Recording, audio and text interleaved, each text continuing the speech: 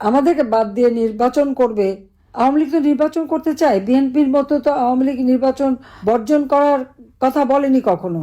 আওয়ামী লীগ সবসময় বলছে আমরা নির্বাচনমুখী, আমরা নির্বাচন করেই ক্ষমতা এসেছি, নির্বাচনই আমরা চাই।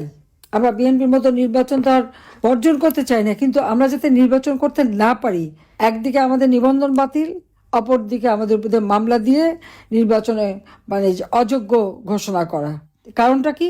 তার কারণ তারা জানে যে আওয়ামী লীগ যদি নির্বাচন করে, আওয়ামী লীগের বিরুদ্ধে এই 20টা বছর আমাদের বিরুদ্ধে যত বদনাম, যত অপপ্রচার করুক না কেন, বাংলাদেশের মানুষের বিশ্বাস আস্থা আওয়ামী লীগের উপরই আছে এবং আওয়ামী লীগের উপরই থাকবে। কারণ আওয়ামী লীগ ক্ষমতায় থাকলে তো জনগণ সেবা পায়, জনগণের কল্যাণ হয়, জনগণের মঙ্গল হয়। 2008-এর নির্বাচন নিয়ে তো কেউ প্রশ্ন উঠতে হতে পারে না। 48% ভোট আমরা পেয়েছি, তার মানে কি দাঁড়াচ্ছে? প্রায় 50% ভোটার আমাদেরকে সমর্থন করে। আমাদেরকে বাদ দিয়ে নির্বাচন করবে, আর সেই নির্বাচনকে তারা বৈধ করবে কিভাবে? আমার মৃত্যুদণ্ড, আমাদের ছেলে মেয়ের উপরে যে মামলা একটার পর একটা যখন প্রকাশ হচ্ছে, তখন সেগুলির সারা বিশ্বেই আজকে এটা একটা প্রশ্নবিদ্ধ হয়ে গেছে। এইভাবে বাংলাদেশের ভাবমূর্তিটা তারা নষ্ট করে দিচ্ছে।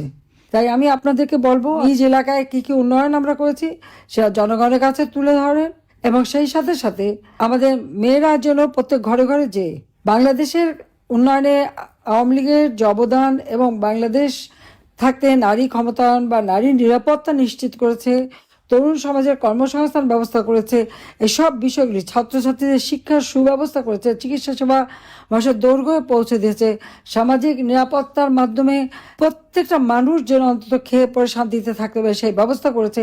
এই বিষয়গুলি মানুষের সামনে তুলে ধরতে হবে।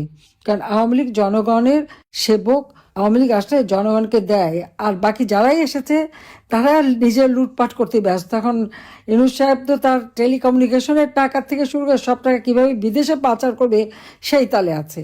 তো আমার প্রশ্ন হচ্ছে যে বিদেশে পাচার করে খাবেটা কি? তার তো বয়স কম হয়নি, তো সে দেশের টাকা, দেশের সম্পদ বিদেশে পার করে দিচ্ছে কেন? দেশে থাকলে তো তাও দেশের মানুষ পাবে, অথচ সেই তালে সে আছে। ব্যাংকগুলি একটা একটা ধ্বংস করে দিল।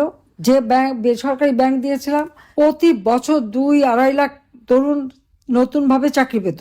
প্রচুর বিনিয়োগ আসছিল, সেই বিনিয়োগে আমাদের ছেলেমেয়েরা চাকরি পেত। ফ্রিল্যান্সিংয়ের মাধ্যমে বিদেশে কাজ পেত, বিদেশে যে চাকরি করার সুযোগ পেত। আজকে প্রায় বিদেশি সমস্ত ভিসা বন্ধ, এখন আর কর্মসংস্থানের জন্য যেতে পারে না। জাতিসংঘ শান্তিরক্ষা মিশনে আমরা 1 নম্বরে ছিলাম শান্তিরক্ষী বাহিনী হিসেবে, আজকে আমরা হারিয়ে গেছি। এখন আর ডাকে না, উল্টো যাচ্ছিল সব ফেরত পাঠিয়ে দিল। এই কিছুদিন আগে আপনারা দেখেছেন কঙ্গো থেকে আমাদের সম্পূর্ণ পুলিশ কন্টিনজেন্ট ফেরত পাঠিয়েছে। এখন আর নতুন কোনো জায়গায় বাঙালিকে ডাকে না। গোপালগঞ্জে গণহত্যা, রাস্তার মধ্যে ফেলে বুট দিয়ে গলা চিপে হত্যা, এইভাবে মানবাধিকার লঙ্ঘন, ইউনূসের হুকুমে এই হত্যাকাণ্ডগুলি ঘটেছে।